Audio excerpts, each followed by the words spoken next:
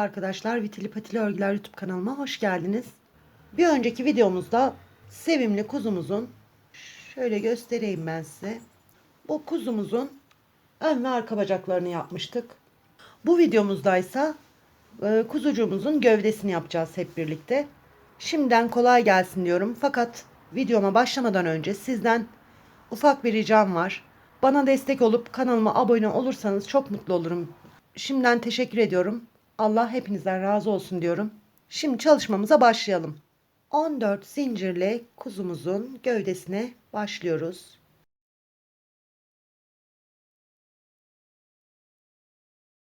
On dört zincirimizi çektik.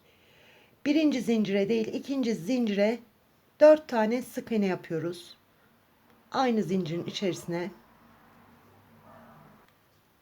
ve kenardaki 11 tane sık iğnemizi düz örüyoruz. 11 zincirimize 11 tane sık iğne yapalım.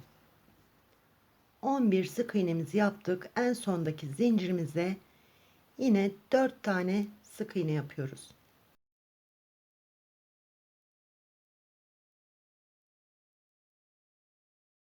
Diğer kenara döndük arkadaşlar. Burada yine sık iğnelerimizi tek batarak 11 tane sık iğnemizi yapıp sıra başına geliyoruz. Burada 30 tane sık iğnemiz oldu. Sıramızın başına geldik. Burası sıra başımız. Yer belirleyicimizi koyduk. Şimdi buradaki 4 tane sık iğnemizin hepsine çift batıyoruz.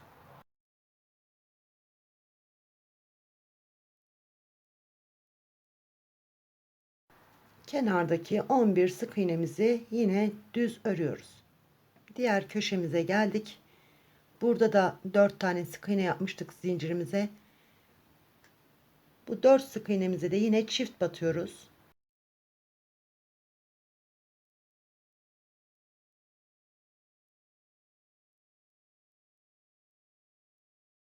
Kenardaki 11 tane sık iğnemizi düz örerek sıra başına gelelim. Köşelerden 4'er tane artırma yapmıştık ve 30 olan sık iğne sayımızı 38'e çıkardık. Şimdi bu sıramızda bir tane tek, bir tane çift yapıyoruz ve bunu 4 defa tekrarlıyoruz. Birinciye yaptık, ikinci,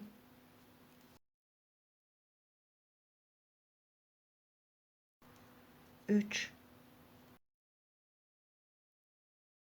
ve dördüncü. Bu kenardaki 11 sık iğnemizi yine düz bir şekilde örelim. Diğer köşemize geldik.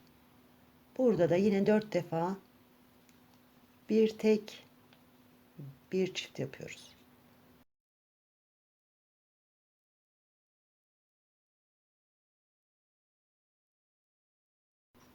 Kenardaki 11 sık iğnemizi yine düz örüyoruz. Köşelerde yine 4'er tane artırdığımız için 38 olan sık iğne sayımızı 46'ya yükselttik. Bir sonraki sıramıza geçiyoruz. Bu sıramızda 2 tane tek yapalım. Bir tane çift yapalım.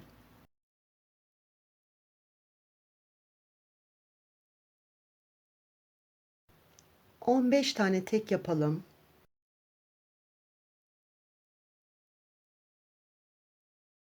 15 tek yaptık. Şimdi yanına bir tane çift yapalım.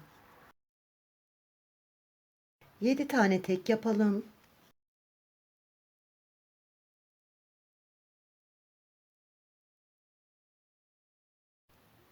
Bir tane çift yapalım. 13 tane tek yapalım. 13 tekimizi yaptık. Yanına bir tane çift yapalım. Ve kalan 5 tane sık iğnemizi düz örelim.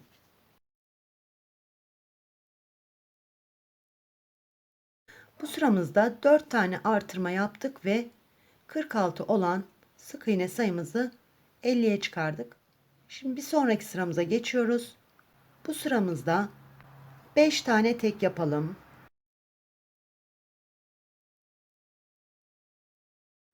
Bir tane yanına çift yapalım. Sonra 15 tane tek yapalım. 15 tane tek yaptık. Yanına bir tane çift yapalım. Şimdi 9 tek yapalım.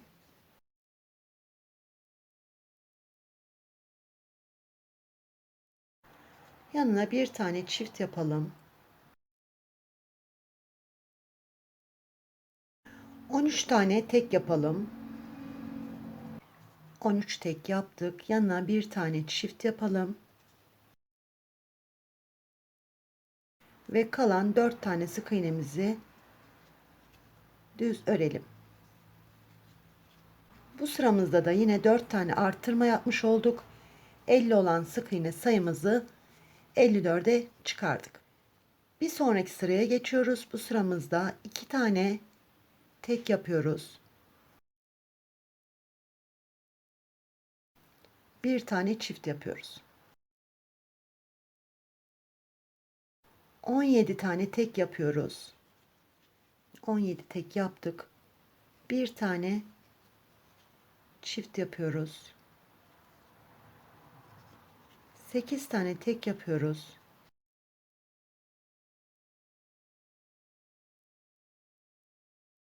Bir tane çift yapıyoruz. Yine 17 tane tek yapıyoruz. 17 tane tek yaptık. Bir tane çift yapıyoruz. Bu fazla sayılarda video dışında yapıyorum. Video uzamasın diye. 17 tek, bir çift yaptık burada. Şimdi 5 tane tek yapıyoruz.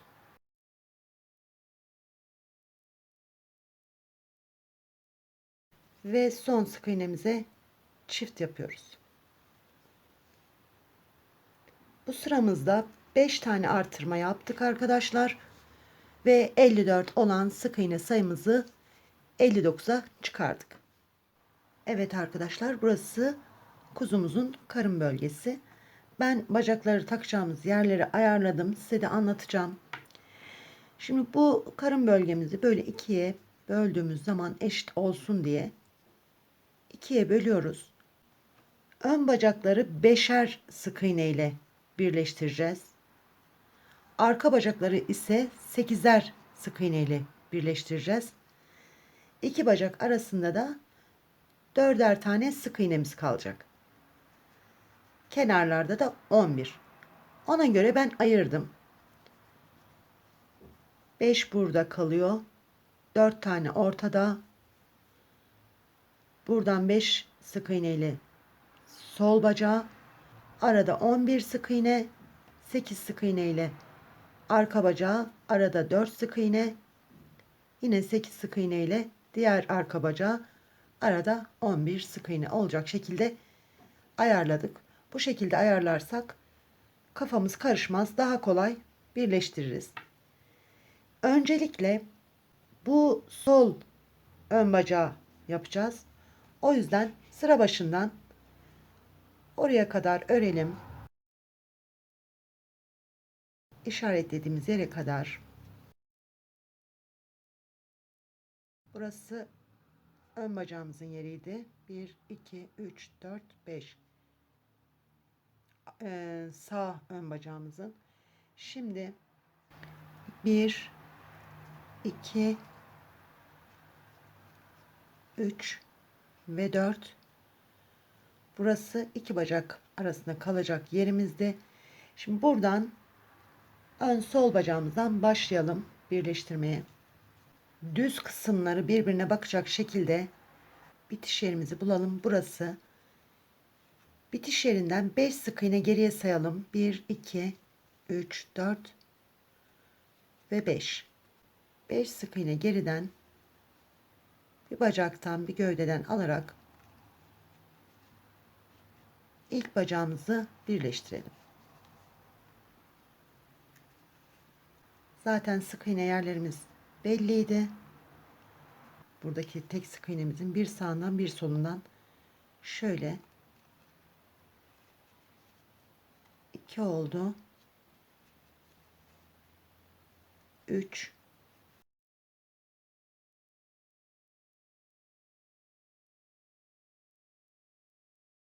4 ve 5.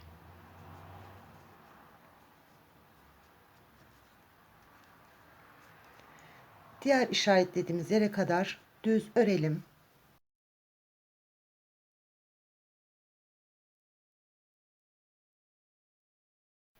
11 sık iğne düz ördük. Arka sol bacağımızda buradaki başlangıç yerinden geriye 1, 2, 3, 4, 5, 6, 7 ve 8 sık iğne geriye sayarak buradan başlıyoruz ve birleştiriyoruz. Birinci sık iğnemiz, 2, evet, bir bacaktan bir gövdeden alıyoruz. 3,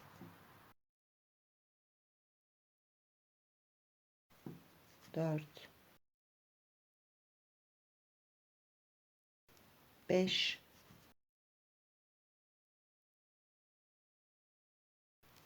6, 7,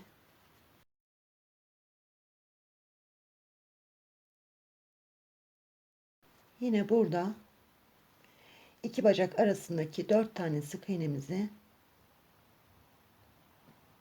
şöyle düz örüyoruz.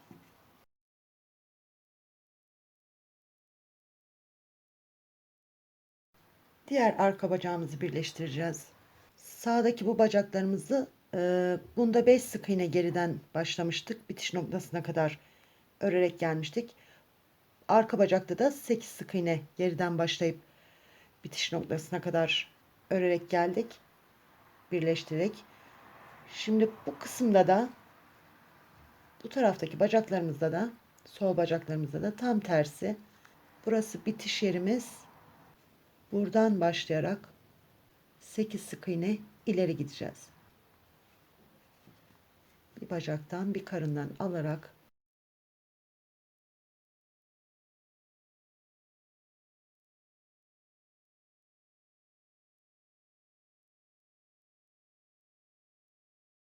burada bir ileriden bir geriden olması hiç önemli değil. Gidişatı doğru yaptıktan sonra sonuca ulaşırız arkadaşlar. Şimdi bu yandaki 11 sık iğnemizde yine düz örüyoruz. Ön bacak için işaretlediğimiz yere kadar. Ön bacağımızın bitiş yeri de burasıydı. Buradan da yine 5 sık iğne ileri doğru giderek birleştireceğiz.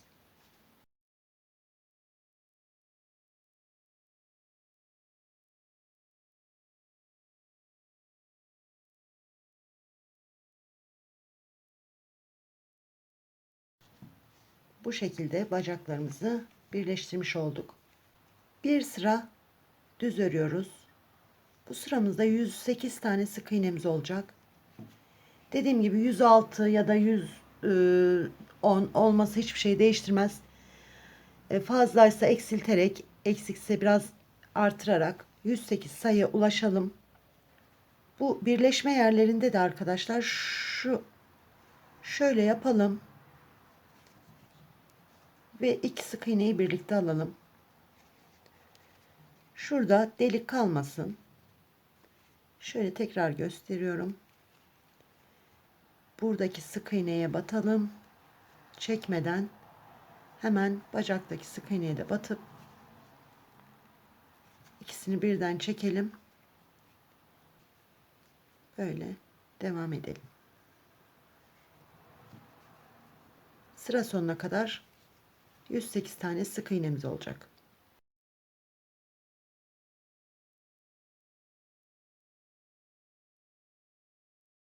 Sık iğne yerlerimiz belli zaten. Şöyle baktığımız zaman alttaki sık iğnenin bir sağından bir solundan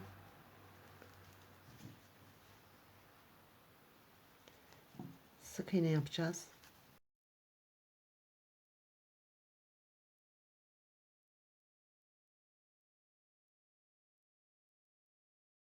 Evet, buradaki birleşim yerinde de göstereyim. Şuradan bir tane alıyoruz. Bir tane de karından alıyoruz. Şu şekilde ikisini birlikte çekiyoruz.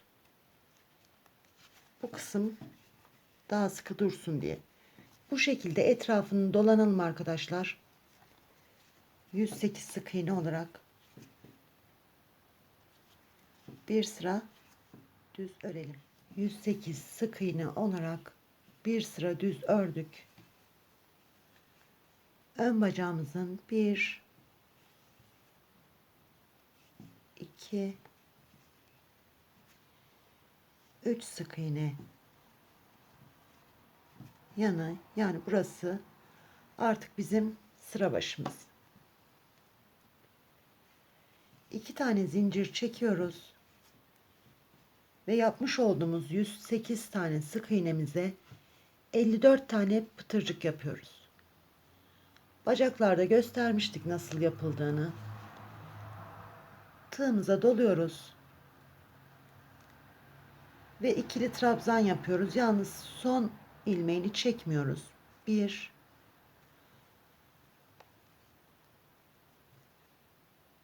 2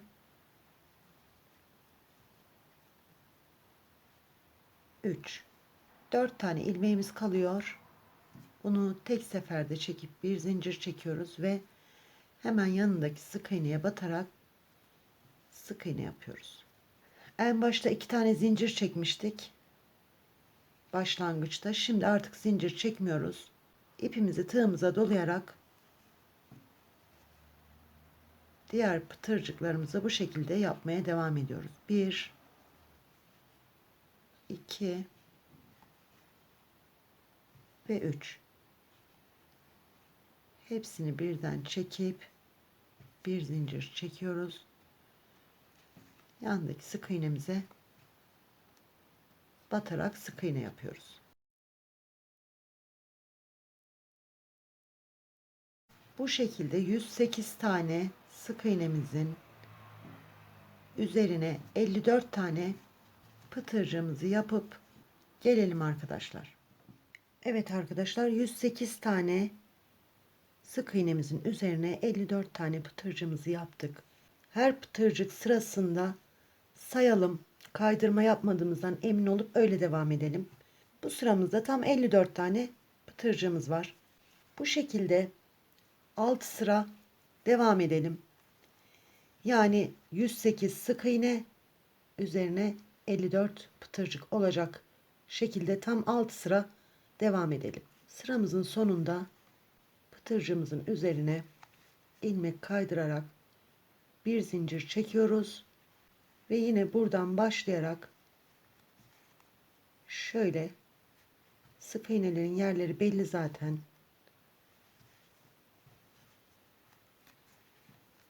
Bu şekilde sık iğnelerimizi yapmaya devam ediyoruz.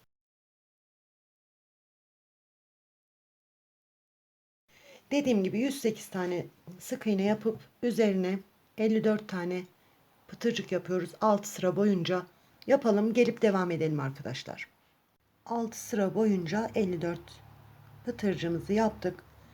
Şimdi eksiltmelere geçeceğiz arkadaşlar. Sıramızın başındayız. Pıtırcığımızın üzerine ilmek kaydırıyoruz. Bir zincir çekiyoruz. Bir tane eksiltme yapalım burada. Eksiltmelerimizi yine normal diğer örgülerimizde yaptığımız gibi yapacağız. Ön kanatlardan alarak 2 sık iğnemizi birden alacağız. Bir tane eksiltme yaptık. 12 tane tek örüyoruz.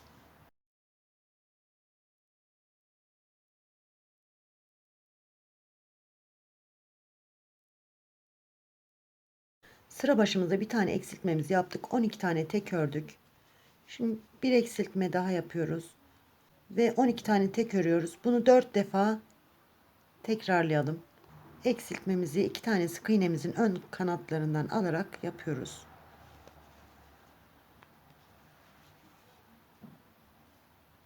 Yine 12 tane tek yapalım.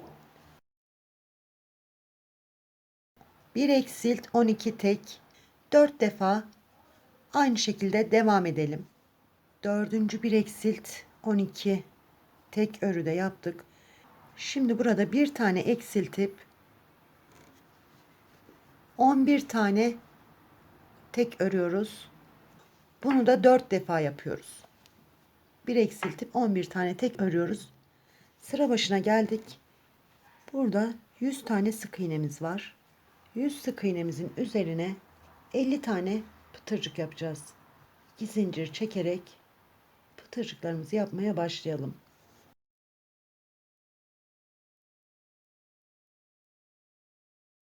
Bunu anlatmıştık zaten arkadaşlar. Tığımızı doluyoruz.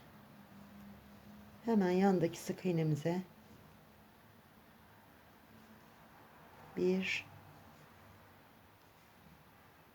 2 3 tane ikili trabzan yapıyoruz ve son ilmeklerini 4 tane kalınca hepsini birden çekiyoruz. Bir zincir çekip hemen yandaki sık iğnemize batıyoruz. Bu şekilde 50 tane pıtırcığımızı yapıp gelelim. Sonrasında devam edelim arkadaşlar. Bir önceki sıramızda 8 tane eksiltme yaparak 108 olan sık iğne sayımızı 100'e düşürdük. Ve üzerine de 50 tane pıtırcık yaptık. Pıtırcık sayımızda 4 tane eksilmiş oldu. Bir sonraki sıramıza geçiyoruz. Bu sırada yine eksiltmelerimize devam edeceğiz. Bu arada yine pıtırcıklarımızı sayalım. 50 olduğundan emin olup bir sonraki sıramıza geçelim. Hemen burada ilmek kaydırıyorum ve 58 tane tek örüyorum. Videomuz uzamasın. 58 tane tek örüp gelelim arkadaşlar. 58 sık iğne tek ördük. Şimdi burada bir tane eksiltme yapıyoruz. Sonrasında 5 tane tek,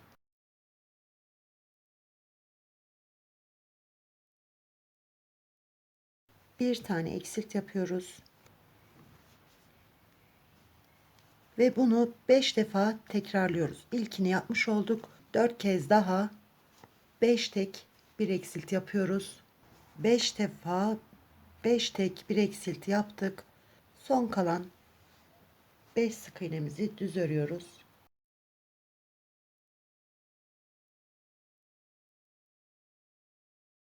Toplamda bu sıramızda 6 tane eksiltme yaptık ve sayımızı 94'e düşürdük. Bir sonraki sıramızda 47 tane pıtırcık yapacağız. Pıtırcık sayımızda 3 tane eksilmiş olacak arkadaşlar. 47 pıtırcığımızı yapalım. Yaptıktan sonra da sayalım. Gelelim. 47 pıtırcığımızı saydıysak bir üst sıramıza geçebiliriz. Yine buradan ilmek kaydırıyoruz ve bir zincir çekiyoruz. Bir tane eksilterek başlayalım.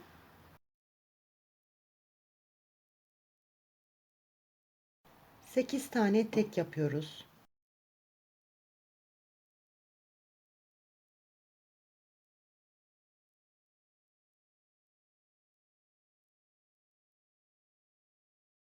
Bir eksiltme daha yapalım. Buradaki sık iğnemizden öndeki kanattan alıyoruz. Bir tane de buradan alıyoruz. Ve eksiltmemizi yapıyoruz. 13 tane tek yapıyoruz. 13 tek yaptık. Bir tane eksiltiyoruz. Şimdi 12 tane tek yapalım. 12 tek yaptık. Şimdi bir tane daha eksiltiyoruz. 2 defa 8 tek bir eksilt yapıyoruz.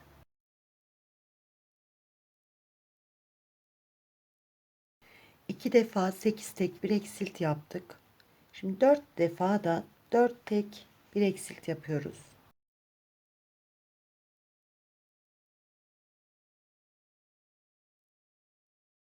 Kalan 8 tane sık iğnemizi de düz örüyoruz.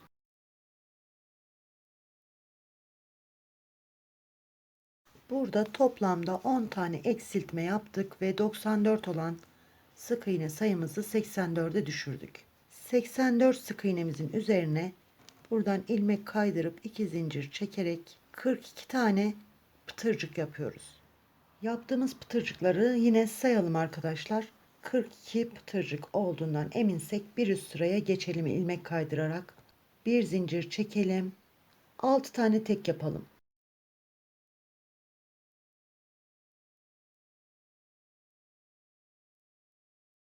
Bir tane eksiltelim.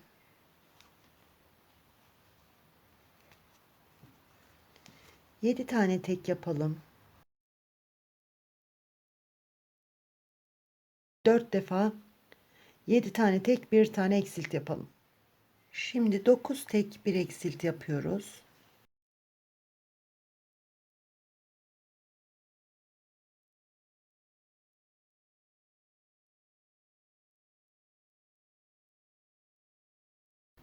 Dokuz tek, bir eksilt yaptık.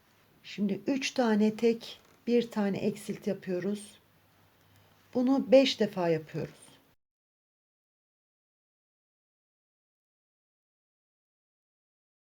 Üç tek, bir eksilt. Bu sıramızda toplamda 12 tane eksiltme yaptık ve sık iğne sayımızı 84'ten 72'ye düşürdük. İlmek kaydırarak bir üst sıraya geçtik ve bu sıramızda 36 tane pıtırcık yapıyoruz.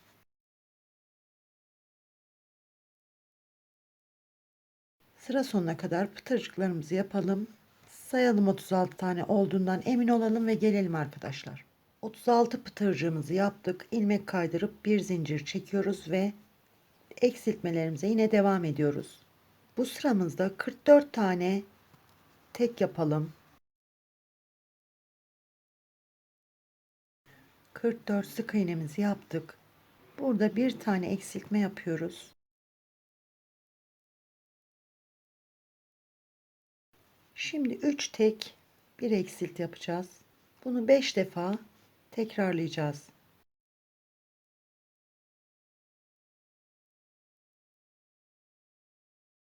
5 defa 3 tek, bir eksilt yaptık. Kalan 2 sık iğnemizi düz örüyoruz ve ilmek kaydırarak bir üst sıraya geçip 2 zincir çekiyoruz. Bir üst sıramızda da 33 tane pıtırcık yapacağız. Yani 3 tane de pıtırcıktan eksiltmiş olacağız arkadaşlar. Yapalım, tekrar gelelim. 33 tane pıtırcığımızı yaptık. Buradan ilmek kaydırarak bir üst sıraya geçip bir zincir çekiyoruz arkadaşlar. Bu sıramızda 14 tane tek yapalım. 14 tane sık iğnemizi ördük. Burada bir tane eksiltme yapıyoruz. 29 tane sık iğne örelim. 29 sık iğnemizi yaptık. Burada bir eksiltmemiz daha var. Eksiltmemizi yapıyoruz. Şimdi 4 tane sık iğne yapıyoruz. Ve burada 5 tane peş peşe eksiltme yapacağız. Bu şekilde peş peşe 5 tane eksiltmemizi yapalım. Ve 3 sık iğne, bir eksilt yaparak sıramızı tamamlayalım. Bu sıramızda toplamda 8 tane eksiltme yaptık ve 66 olan sık iğne sayımızı 58'e düşürdük. Şimdi 58 sık iğnemizin üzerine 29 tane pıtırcık yapıyoruz. 29 pıtırcığımızı yapalım. Sayalım, sonrasında gelelim. 29 pıtırcığımızı yaptık. Gövdemizin son sırasındayız. İlmek kaydırarak bir üst sıraya geçtik. Bu sıramızda öncelikle 14 tane sık iğnemizi yapalım. 14 sık iğnemizi yaptık. Burada bir tane eksiltme yapıyoruz. 29 tane sık iğne yapıyoruz. 29 sık iğnemizi yaptık. Burada bir tane eksiltme yapıyoruz. 4 tane tek örüyoruz. 4 tane sık iğnemizi yaptık. Burada peş peşe 4 tane eksiltmemiz var.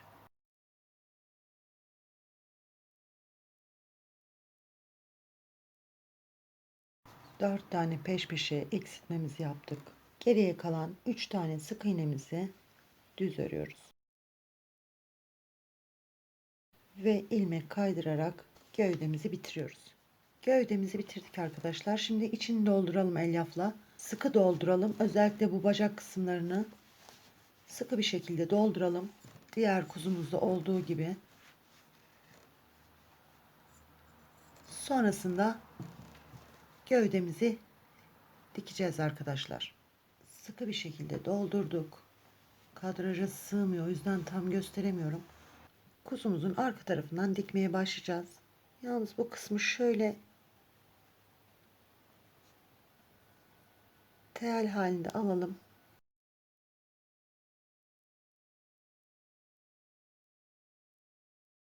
Tam orta, yani şu kadar kısmını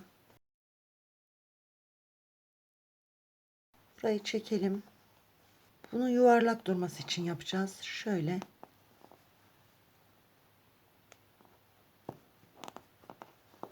bağlayalım. Evet, şimdi üzerinden dikmeye başlayalım.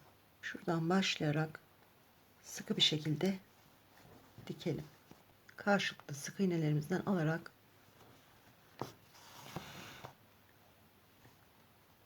boyun kısmına kadar dikelim. Kenarlardan ikişer parmak boyun kısmı kalana kadar diktik. İsterseniz buranın tamamını dikip kafayı direkt üzerine oturtturup dikebilirsiniz. İsterseniz burada açıklık bırakabilirsiniz. Ben tamamını dikeceğim. Burada da yine arka kısımda olduğu gibi teyel yapacağım.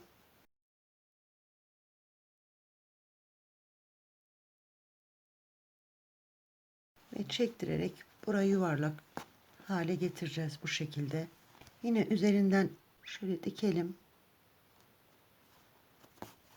Açıklık kalmasın.